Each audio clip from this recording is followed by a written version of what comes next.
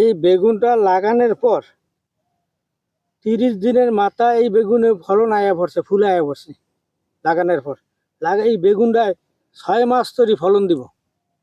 লাগানোর পর 5 মাস ফলন দিব। এটা বেগুনটায় 6 মাস তরি ফলন হয় লাগানো শুরু। এরপর গাছ বুড়ো হয়ে যায়।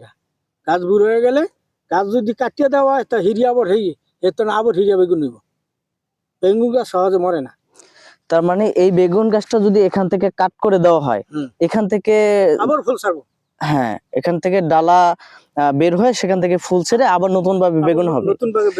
আপনার কি এরকম ইচ্ছে আছে যে এই বেগুন গাছটা যখন বয়স হবে তখন এটা কেটে দিবেন, কাটিং করে দিবেন, পরবর্তীতে সেখান থেকে ফলন নেবেন?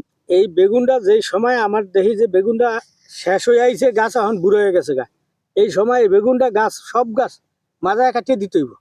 মাজায় কাটিয়ে দিলে ওই মাজার তো আবার ফুল ছাড়িয়া ফির আবার 1 মাসের মাথা বাইকে নিয়ে যাবো। আবার একটা না 6 মাস বাইকে নেব। ওই একটা না 6 মাস আবার বাইকে নেব। আল্লাহ ছেলে এই সার এইভাবে দিয়া রাখতে হইব, ওষুধ দিয়া রাখতে হইব।